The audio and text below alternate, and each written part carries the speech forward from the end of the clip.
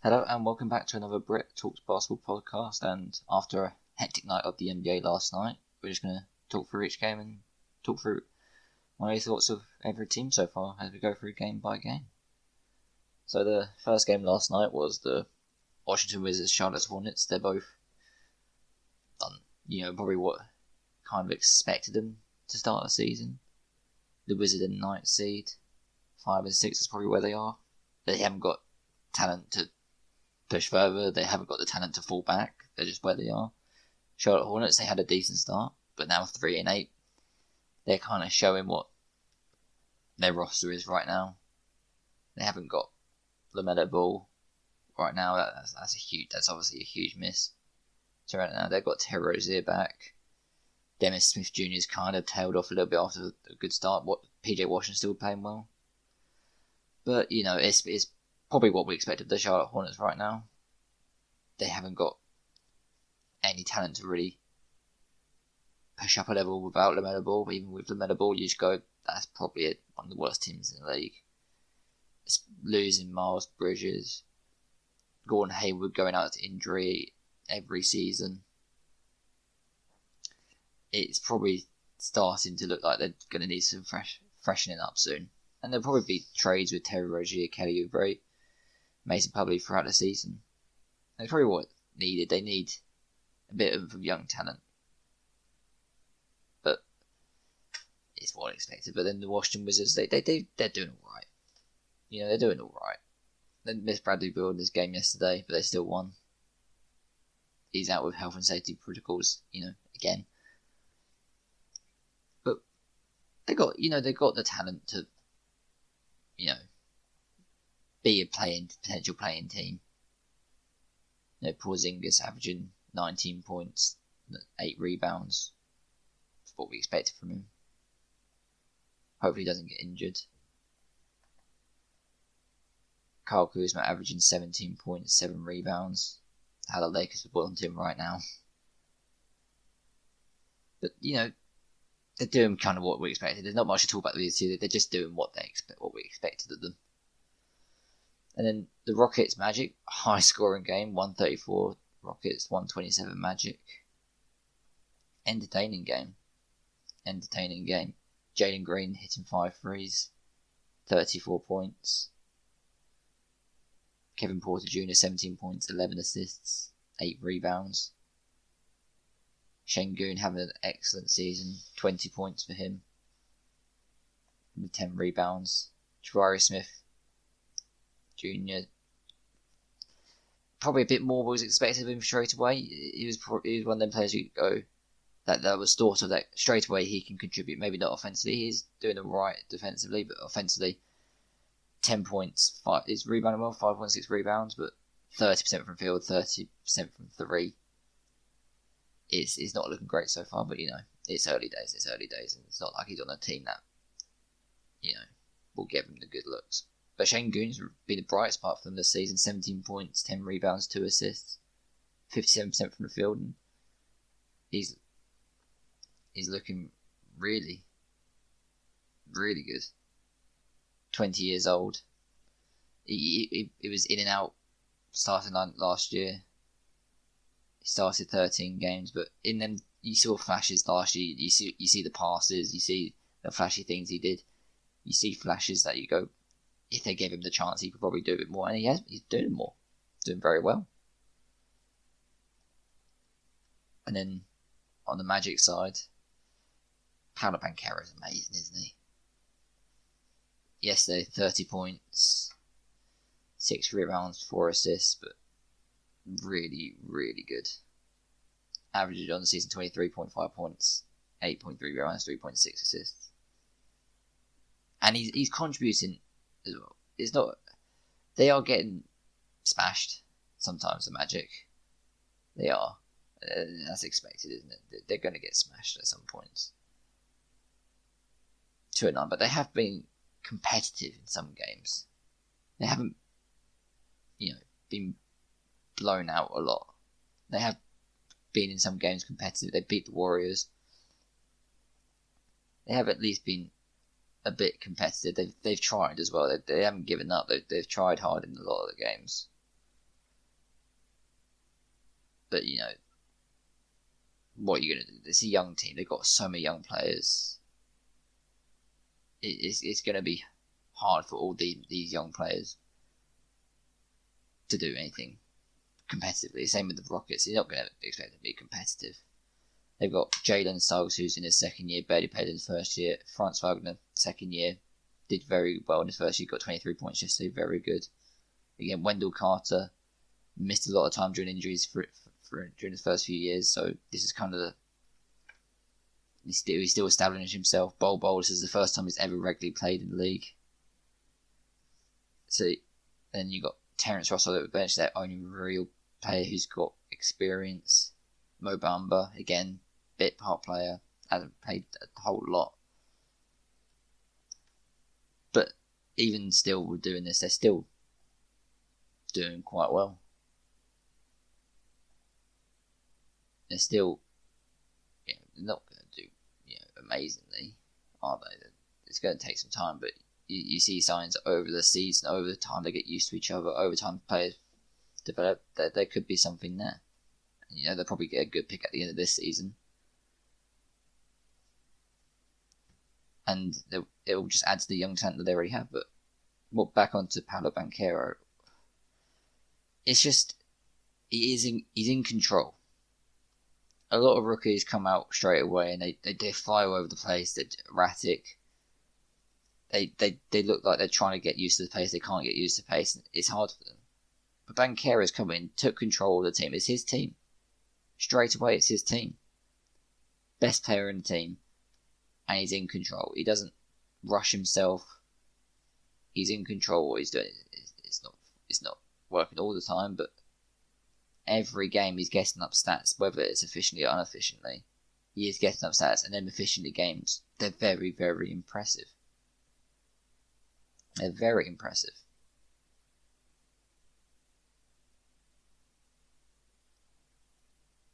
Against the Warriors, 22 points, 8 rebounds, 3 assists against the Warriors. No matter how bad they're doing right now, still impressive. Against the Kings, 33 points, 16 rebounds, 4 assists. That's impressive. Very impressive. And he's getting assists as well. It's not just him doing it. He's getting assists. They're moving the ball around well. It's very promising after playing 11 games in the league. It's very, very promising. So ending at that point, the two teams, they're going to lose. They're going to lose games, but they're showing signs of promise. At least they're not two bad teams. It's not the Wizards and the Hornets who go. They're just two all right teams. Probably going to be bad at the end of the season.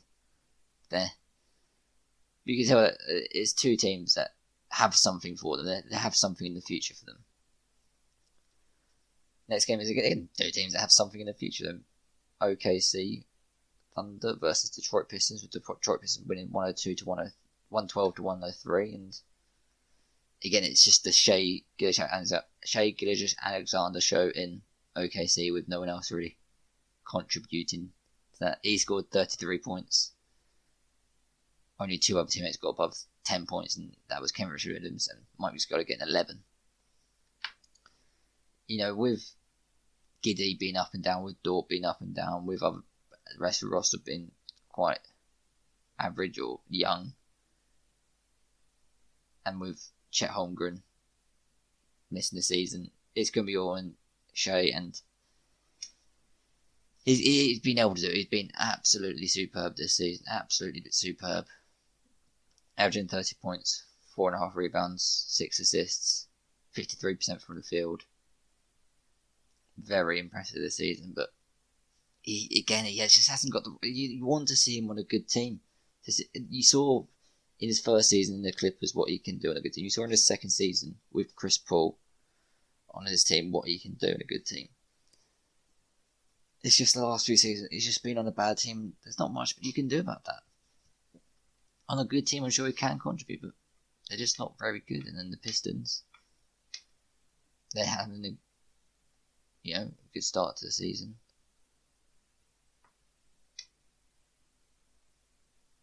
Well, no, they're not having a good start to the season. I'm sorry. 3-8. The OKC Thunder 4-6, but that's just Shai going off. They're not doing anything. But the Pistons struggling defensively, really.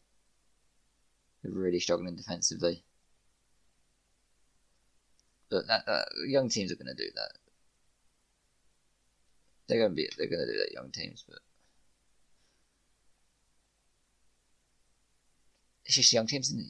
Offensively, yeah, they do have it some nights. They don't have it some nights. But last night they did. They didn't have it from 3-point range with their starters eventually combining for 9 of 33. But they have talent. Cade is still playing really well. Jaden Ivey's looked promising. Steve Bates alright. But Cade averaging 21 points, 6.5 rebounds, 6.5 assists. Very good. And he hasn't got to the efficiency we saw at the end of last season. End of last season, we saw him efficiently doing everything. But he hasn't got to that point. Jaden Ivey, 15 points, 5 rebounds, 3.5 assists. Again, not efficiently, but getting the points up. And on the young team, it's going to happen. But I like what they're kind of doing with Bogdanovic. Just getting players in there that can, just help a little bit with development. If that was just another young player in there, this team is even worse. And they just don't get the chance to develop. Even having one solid guy in there, it just helps everyone around him. He's not going to kick up a fuss if he doesn't get the shots. And then when he gets shots, he is likely going to knock them down. He can defend well. I'm a big advocate of getting good guys up with young players. I like what the Magic are doing. I like what the Rockets are doing, but get some good, solid players around them, and it will help them. Look what Shea had in his first 2 seasons. He had in his first season played alongside a good Clippers team. It starts off with Harris and Beverly and Lou Will and Montrezl Harrell to get their going down to OKC with Chris Paul, Dennis Schroeder, Gallinari.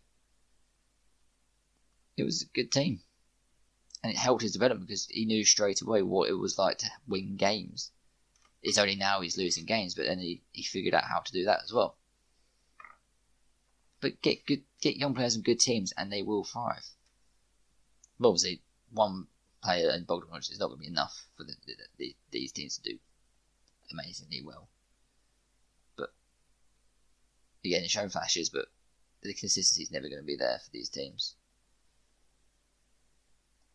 Alright, next game.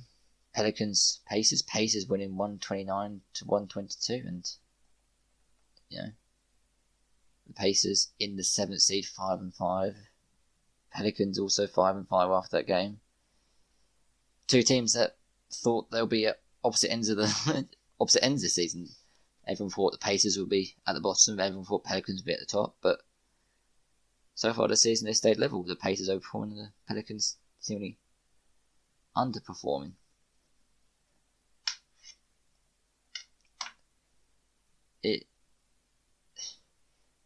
With the Pelicans, it's going to take a while to get used to it. They did well last season, but again, they're the 8th seed? 8th seed, yeah, that's probably where they expected to be. Or probably not, maybe 6th, 7th, 5th seed, but I'm sure they'd take the 8th seed right now. But with adding Zion to a team that had really good chemistry last season, that worked really well, multiple, and got, took the Suns to a fight last season, it's always going to be a struggle to add that kind of person to a team. In this game, CJ struggled quite badly. 3 for 11 from the field.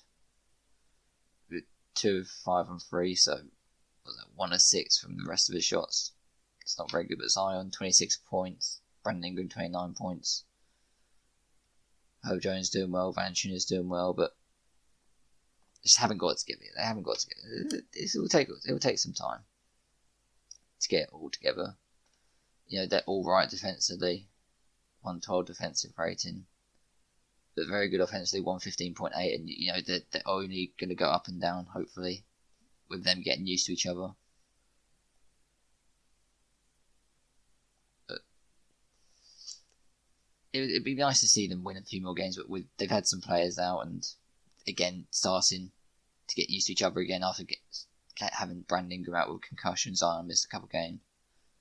It's gonna take some time. But the Pacers, Miles Turner had a massive game last night, 37 points.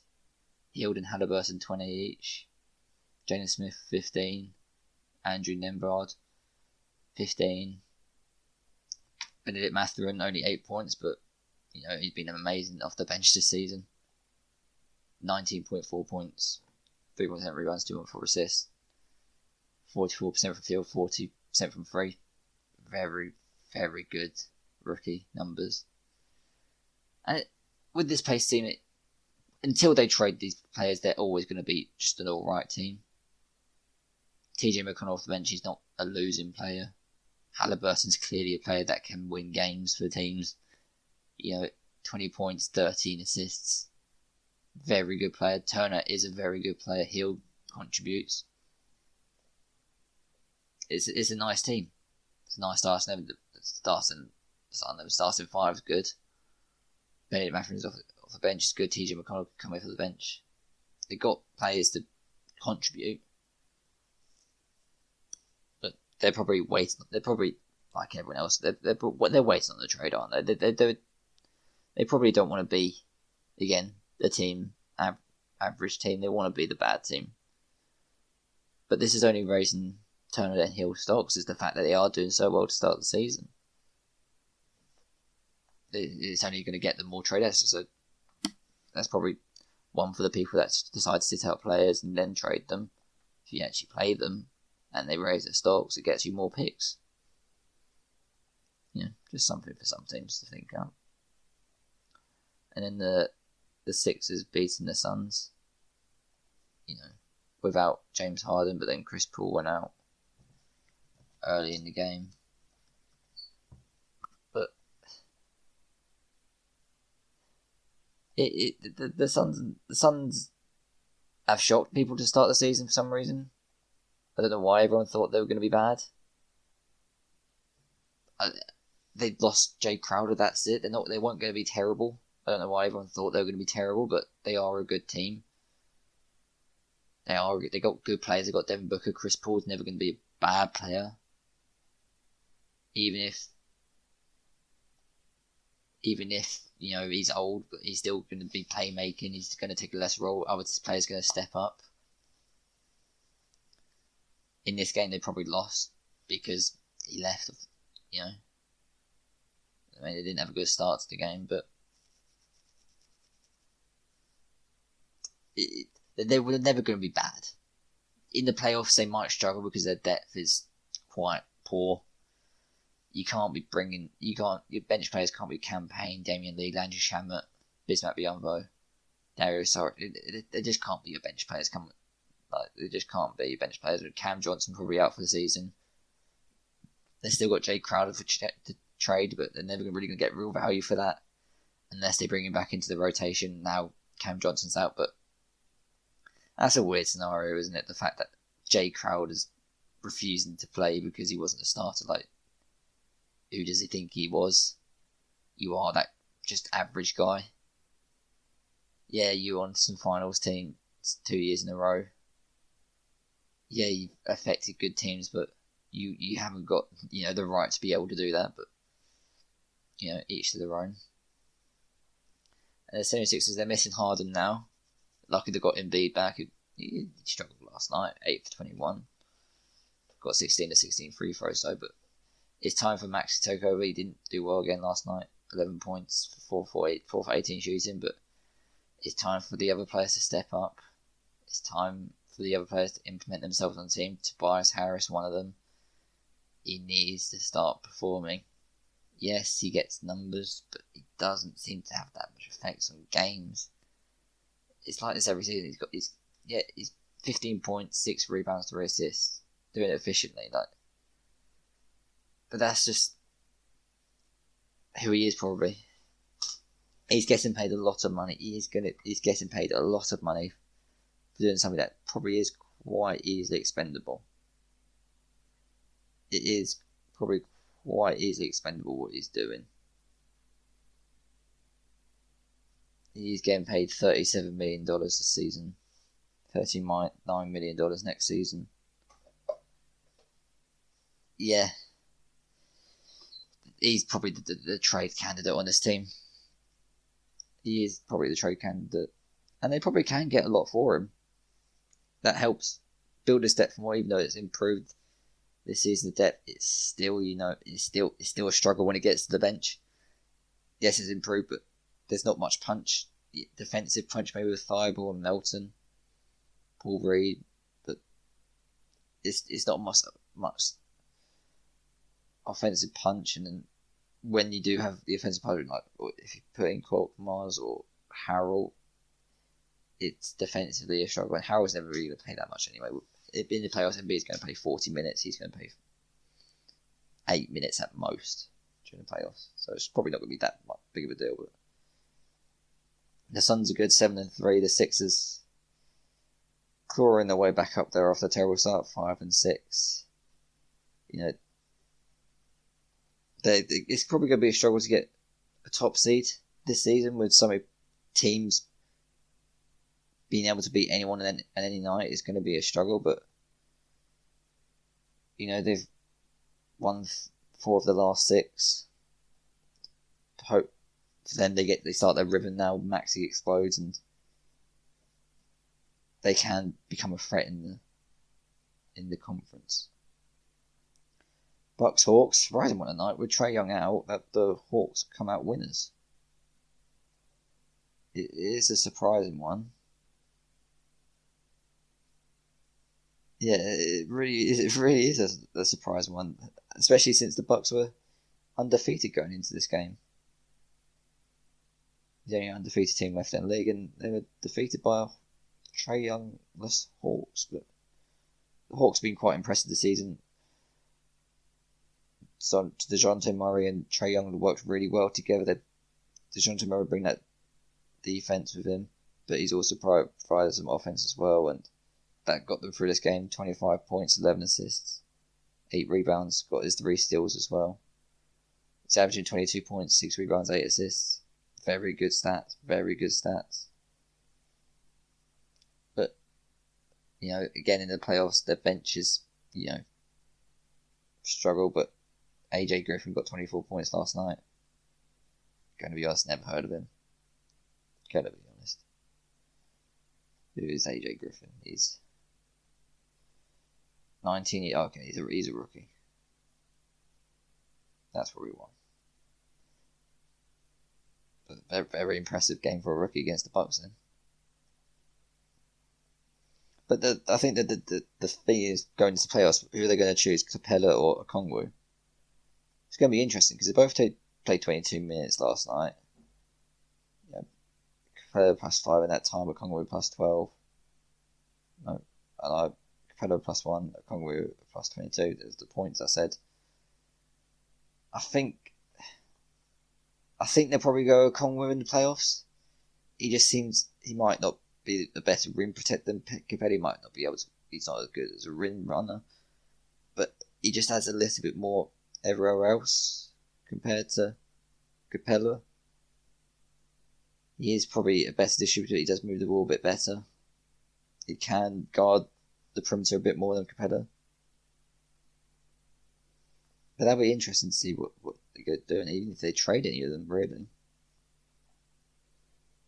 But the Bucks lose their first game of the season after a great start to the season without Chris Middleton, but they didn't play the most minutes last night, really. Giannis, 26 minutes, Drew Holiday, 28. They've all played big minutes this season. So maybe this one they scratched off after getting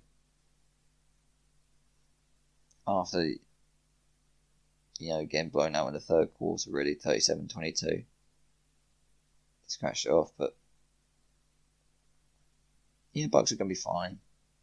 Losing one game isn't going to hurt them, but Giannis has been absolutely incredible this season. Best player in the world, in my opinion. 31 points, 12 rebounds, 5 assists. Very, very good. And everyone knows how good he is. But there's not much you can say about Giannis.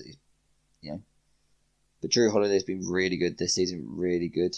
19 points, 6 rebounds, 8 assists.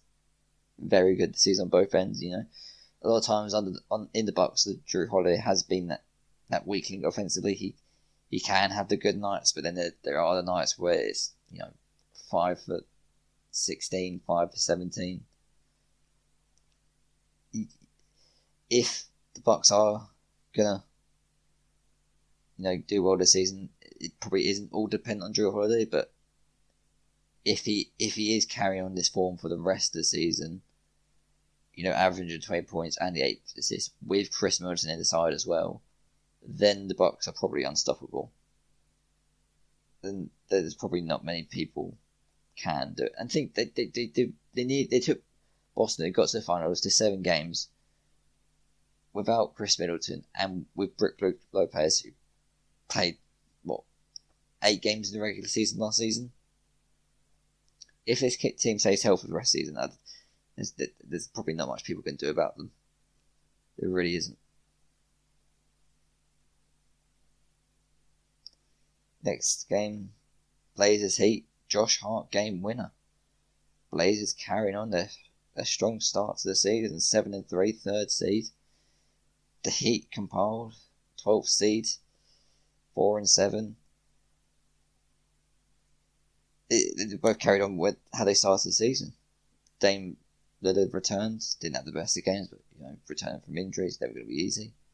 Simon's still doing well, 25 points in this game, but everyone said the Blazers were probably bad this season, but they have if they played the last 11 big minutes, starts with 5 big minutes, I'm sorry, they got a decent side. It's well rounded. You got the Lillard Simons backcourt. They probably can be got defensively. They haven't got any elite defenders, but offensively it's quite good. Defensively it's not disastrous. Like Nurkic can defend, Grant can defend, Hart can defend, but it's a decent side. They probably can. They'll make the play-in, obviously, probably. If no injuries occur.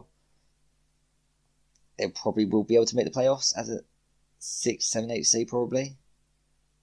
Depending on how other teams develop over the season.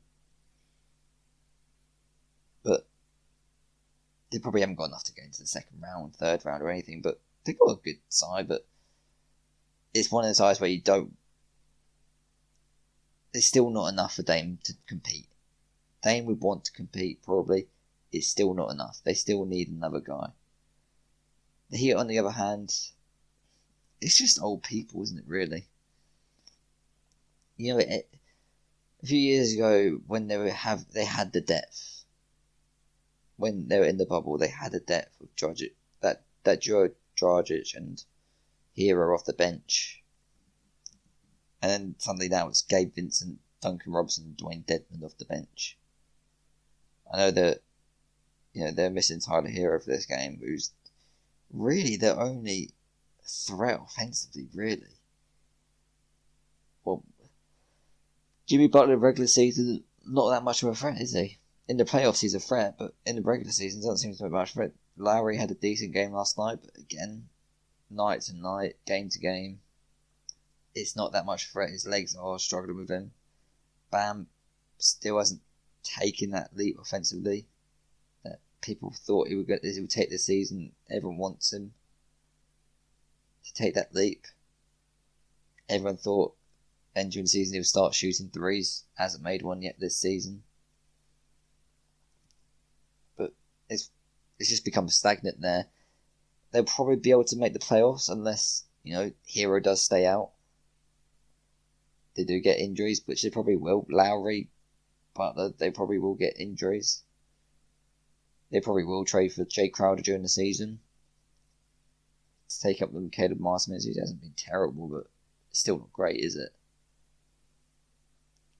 But yeah, when other teams around them are young and proving, and they've got worse over the last few years with the trades and signings they've done, and the lack of trades in some aspects as well, teams are going to catch up.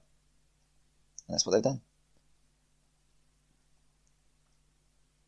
Bulls beating Raptors 111-97. The Raptors starting well the season, 6-5. The Bulls just right behind them in the 6th seed, 6-6.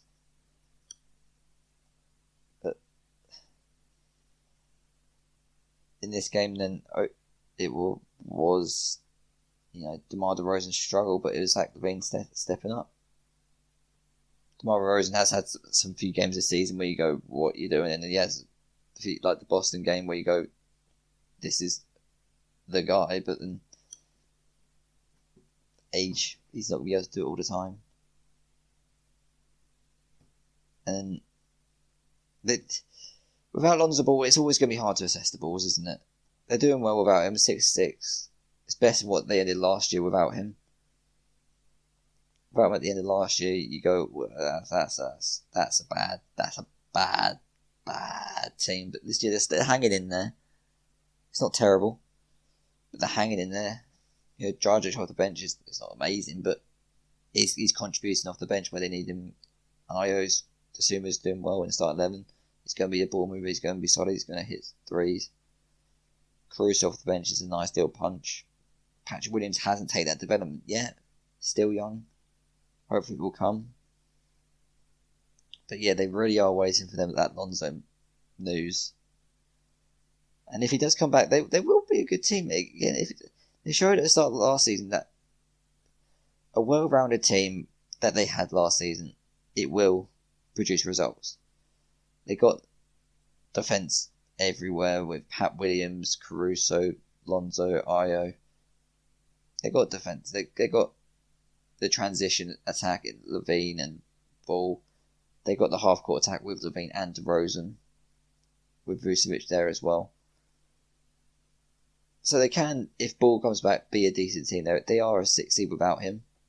So you think with him, they probably could have been up there with the Hawks and the Celtics in the 3rd and 4th seeds. And the Raptors, they're missing a few players through injury. They're missing Pascal Siakam for this game, so he's been their by far best player of the season. But Fred VanVleet's come back, 27 points, which is good. Scottie Barnes struggling this game. Gary Trent Jr. has been very good this season, averaging 20 points a game. OG Anunoby's been good, stealing the ball very well, league leading the steals. But again, all round good team. Bench is a struggle at times. You really don't know what you're getting from the bench sometimes. Sometimes, sometimes good, sometimes not. That's what you get. But I think by come playoffs, they will be playing 40 minutes each of starters probably. And the Raptors are that team you just don't want to face. You don't want to face the Raptors with Barnes, Anunoby, Siakam, Trent VanVleet. All 5 are good defenders, some elite defenders. All can steal the ball from you, all can make it hard on you. Offensively, they're not, they're good, again, good some nights, bad some nights. They haven't got the creators that they probably would want yet. Barnes probably, they hope he can become that. If he does become that, it becomes a completely different team. But right now, they are the team you just don't want to face. The good team you don't want to face. You probably can beat them, but they're the good team you don't want to face. It's not bad being that team. And the Celtics beating the Grizzlies. Celtics, starting well. They had a little struggle to start the season, but now they're 7-3. Grizzlies 7-4. Sorry, this is what we expected them to be like.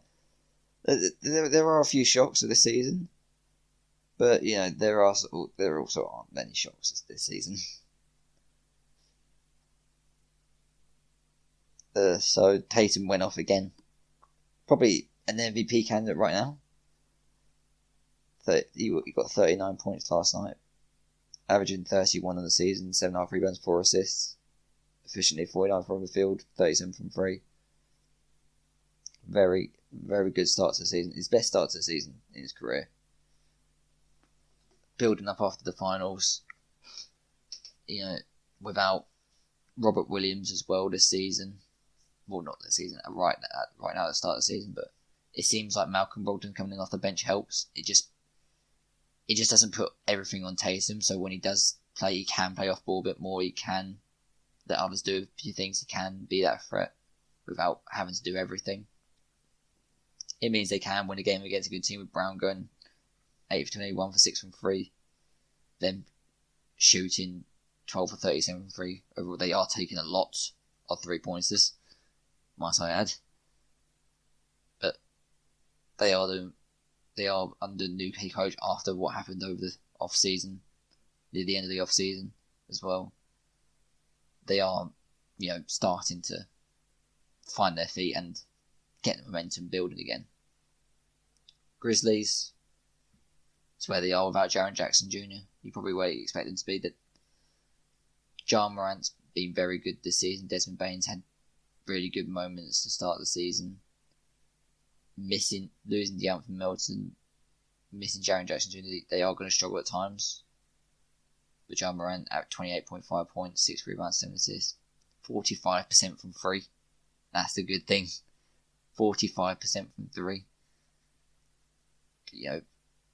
Previous years it was 33, 30, 34%, 45% from 3.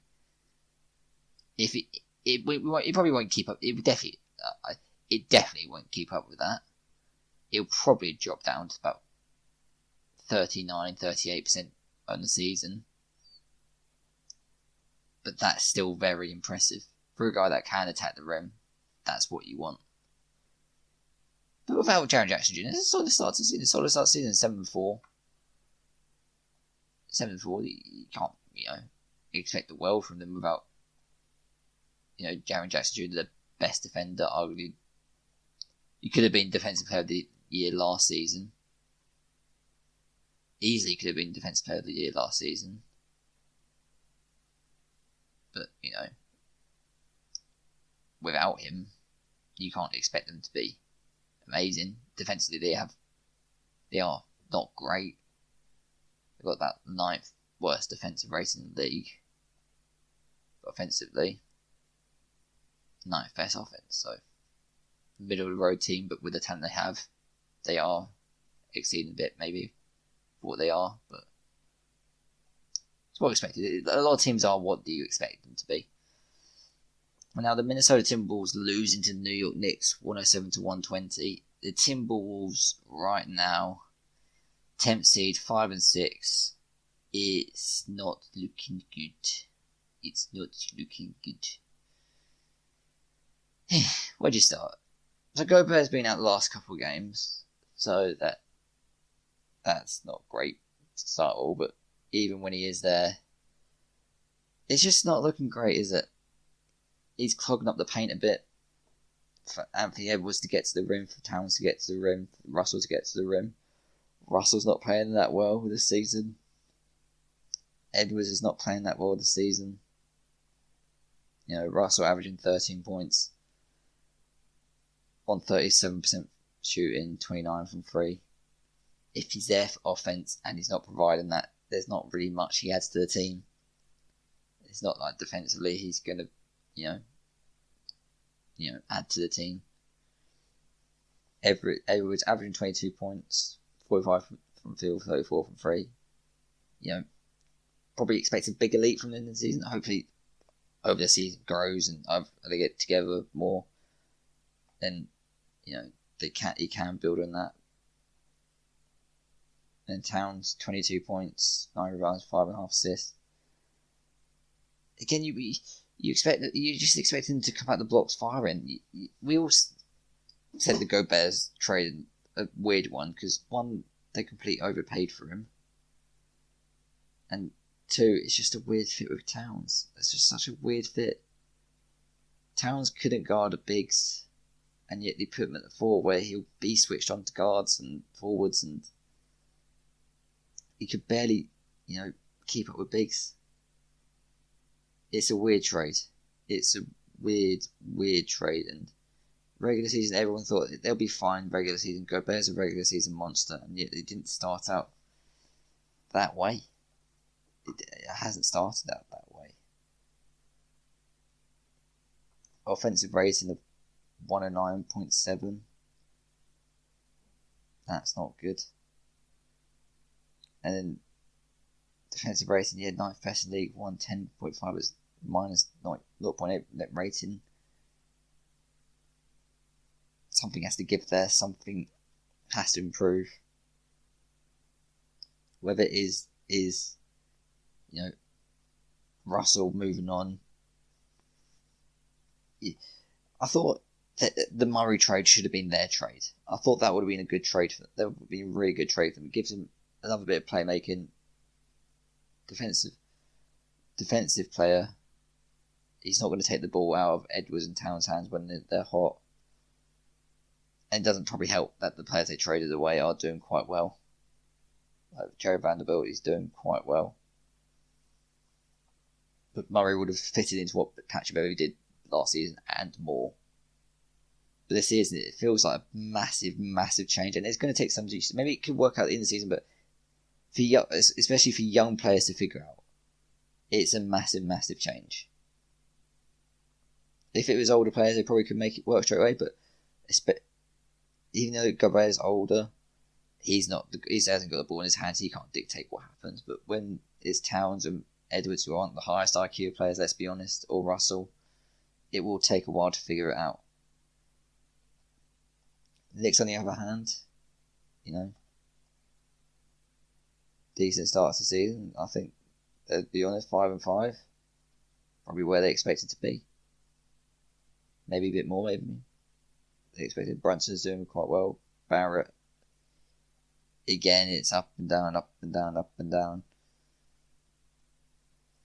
It's every season you go, is this a season where he goes to 24 points a game?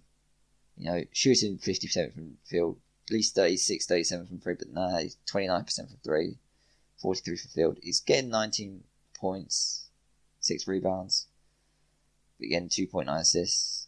It's average for his career, but it's hopefully with Brunson, but he is getting better looks with Brunson, but it's just an average team again. It's an average team that's going to get average results. It is. They're not going to do amazingly well. They're not going to do amazingly terrible because they've got good players. And Brunson, Randall, Barrett, they're good players. But it doesn't seem to all fit together yet. They probably will make a trade during the season. They probably will either trade to be bad, trade to be good, or just stay put. They could stay put.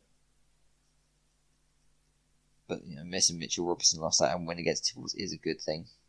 They have had good games this season. I suppose it's where they are. No one ever thought they would be good, but hopefully maybe this is a stepping stone to making that trade next year. Barrett, another year of development. Brunson, the year on the Knicks, and then they make the trade and they add that player to be the catalyst for the team. Next game, Nuggets beating the Spurs. Nuggets starting to find their flow. This season, 7-3 to start the season. Spurs are doing quite well for what was expected them 5-6. They expected to lose every game this season probably, but that's 5 of the last 6 wins. 5 of the last 6 for the Nuggets. Jokic doing Jokic things. Murray, up and down this season, but after being out for 18 months, it's going to be like that. But at least percentages wise, he's not bad. 44%, 35%, probably what expected. He has lost a little bit. It will take a while to get that back. It will probably be, March by the time he is fully back. That's how long it takes to get these players back. It's lucky that he is, a young player. He can,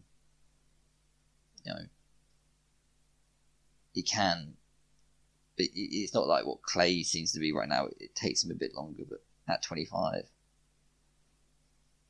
it will come back sooner probably. But yeah, they are starting to figure out what they are. Michael Porter Jr., he's also coming back. Yeah, he's shooting really well. He's come back and done really well. 49% from 3, and 18 points a game. Very good. Caldwell Pope's playing his role. Aaron Gordon's playing his role. The bench is producing some nights, not producing some nights obviously, but Bones Highland, he's doing really well. 51% from 3. They are shooting lights out from 3 this season, the Nuggets. They probably will, go down. They are shooting 42% from 3. it will probably go down along the season with, Haaland probably not shooting 50%. But they are a team that do generate good looks. Jokic, whenever Jokic and the team, the players around him are going to get good looks. And when they have got shooters all around him, you've got players that can cut. It's going to be an exciting team, and they started 7-3, and the best is probably yet to come. The best is definitely yet to come for this team. And then the Spurs, they're doing well. With Popovich, they're never going to be when you've got solid players with Popovich, they're never going to be terrible. Keldon Johnson, 23 points a game, 42% from three, 47% from the field. He's grown year on year, but he's a player that you want to be your third, fourth option. But they've got a load of players that use a third, fourth option, so it's never going to be a terrible team. But there's not much really to say about the Spurs. They'll probably progress over the season, and the Mavericks beating the Nets, crazy ending. The Nets are in disarray, aren't they?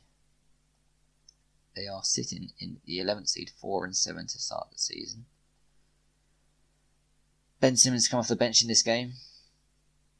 Made a great impact of 2 points, 3 rebounds, 2 assists, 1 steal, 2 turnovers. Contributed a lot, to be honest. I didn't expect him to get that much. But it's expected him to not be good coming off this injury. Coming off the layoff. But I think everyone expected a bit more, didn't they? When he was playing with Kyrie and Durant, it's weird saying that after 11 games in the season or so. When he was playing with them, when he probably won't playing with them anymore. But when he was playing, back in them days, you thought he would have got a bit more because they are spacing the floor. They do open a lot of space for the players around them. Maybe that is with Claxton being there. But you would have thought he'd maybe a bit more confidence, but he hasn't seemed to gain that yet. Durant's playing well. Durant's never not going to play well, is he? 31 points a game. He's never not going to play well, is he? But Luka destroyed them. 36 points, 6 rebounds, 6 assists. Finney Smith, 18 points. Josh Green looking really good this season. He's one of them players that you go, if he develops, he'll develop into a good player, and he has. He's improved by 3. He's athletic, he can get to the rim. He can defend quite well. He was unplayable in the last playoffs because he just couldn't shoot. He couldn't do them little things, but he's improved them little things. He can be the forward, and Luka needs all the help he gets. He's averaging 36, 8 and 8 in this team. And this team is just, so average. It's so average. JaVale McGee's their starting centre, he played 3 minutes. Reggie Bullock in 22 minutes, minus 18. Over 5 field, over 3 for 3. Spencer Dinwiddie, good some nights, bad some nights, like most players around Luka. 1 for 8 last night. Christian Wood, 3 for 9 from the field last night. 20 minutes. Again, good some nights, bad some nights. It's just, you just want to see Luka with good players around him, and you're not going to be able to see that probably for a while.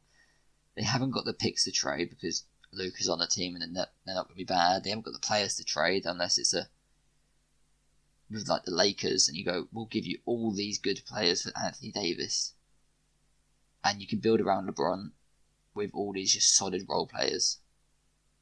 And basically what the Mavs are doing right now, but don't see them doing that unless they give them the picks. It won't be a desirable offer. It won't be. But maybe a Ben Simmons trade. There's been talk about that. At least it won't be average at something. A lot of these players just average at everything. Ben Simmons is at least elite offense. Offensively, definitely not elite offense. Defensively, he's elite. And with Luka, he will find him. He won't. It's not like on the Nets where he's the main distributor. Luka will find him. Durant and Irvin aren't looking for Simmons when they're on the ball. They're just not. Luka will. And Luka's just amazing, isn't he? He's just amazing. Year on year, he's just improving. 36 points a game is wild on this team. It's wild on this team. And he's not doing it. And you can tell he wants to play make. But he just can't with this team. He just can't. And they're doing well, 6-3 to start the season. It's not bad. And he's doing what he needs to do to carry this team. He's doing what he needs to do. Stephen Curry went off last night, to beat the Sacramento Kings. They probably should have gone to overtime at least. You thought if Kevin Herter hit them free throws, but they never called the foul. That was, the quite most obvious fouls you'll see. Klay Thompson on Kevin Herter at the end of the game on the 3-point shot. But the Warriors changed their rotation last night. Anthony Lamb, whoever that is, came in. But their bench has been their struggle this season. James Wiseman, Moody, Kuminga. Everyone said young players, they're going to struggle off the bench, but you'd hope that over the season it changes. And they just weren't patient enough. They lost their will straight away. Steph Curry has to, do a lot offensively. His team, Jordan Poole last night, not good.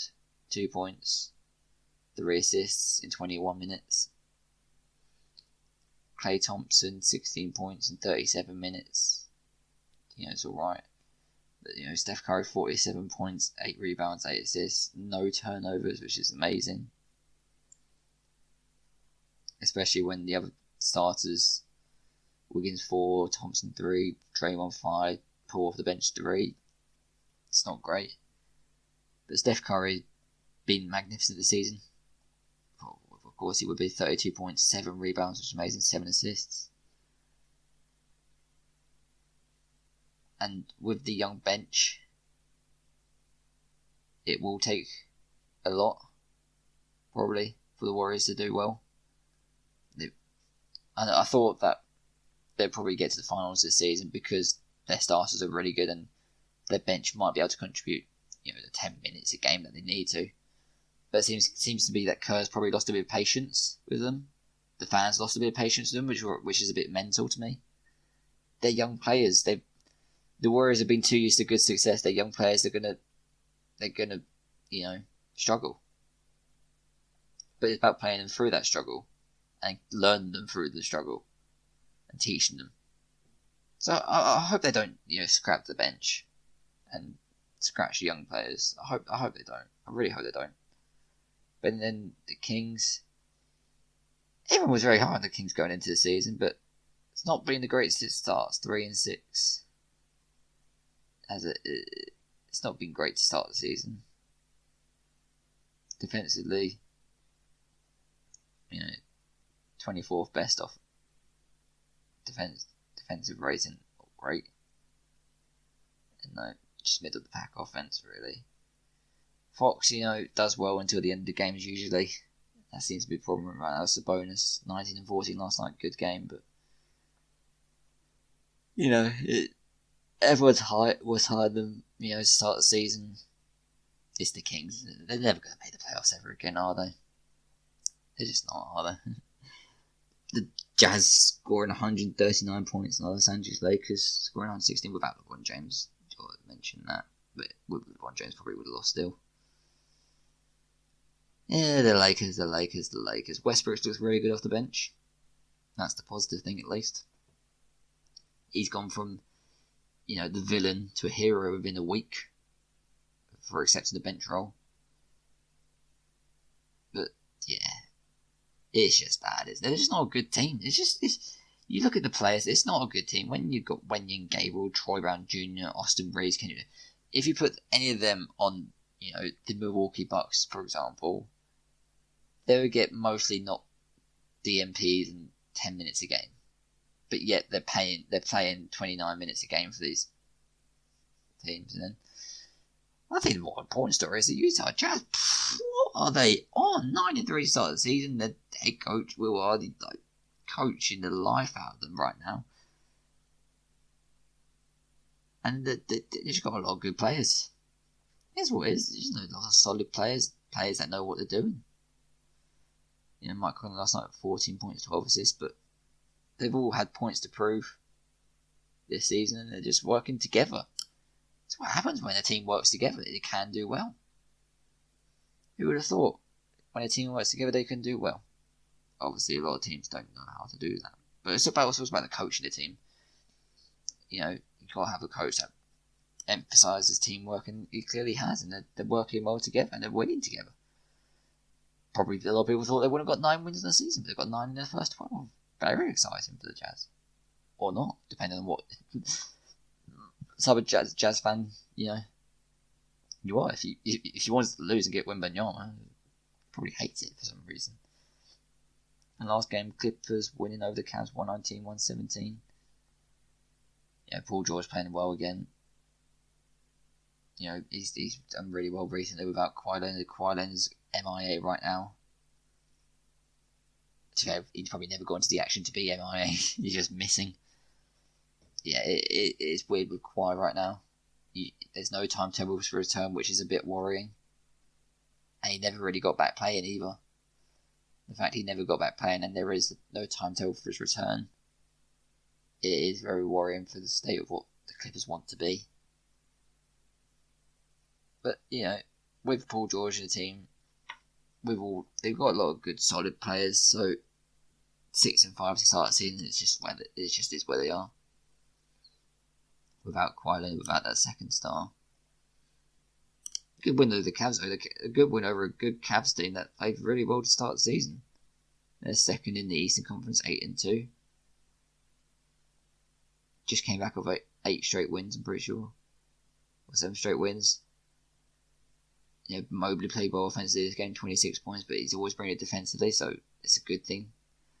It's just that, you know, that small forward position where you kind of want them to upgrade LeVert. You'd rather him off the bench, with Kevin Love off the bench. But Garland and Mitchell played well together, and it's been seamless. Like they just have that connection for some reason. It's just some players have that connection. They've had that connection. You know, Garland got injured first game. Mitchell, you know, kept them afloat. Last season they probably would have gone 1-8 in them games instead of 8-1. And together they're fitting together. They're not, you know, stealing each other's shot. They're playmaking together. Mitchell playing the best of his career, by far the best of his career, on both ends as well. On both ends he's doing it. 31 points a game, but on both ends he's doing it. That's the thing on the Jazz. He never did it on both ends consistently, but right now he's doing it. And yeah, for a young team, they're going to lose some games obviously, but very, very good. They've got a solid team. Kevin Love on the bench is doing well. But with that contract, with other contracts, you think they can make a trade, and they could be a team that can make the finals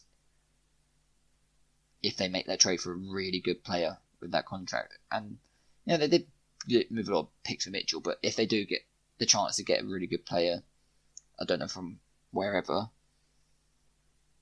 but that's a team that can make the finals and probably can make the conference finals as well.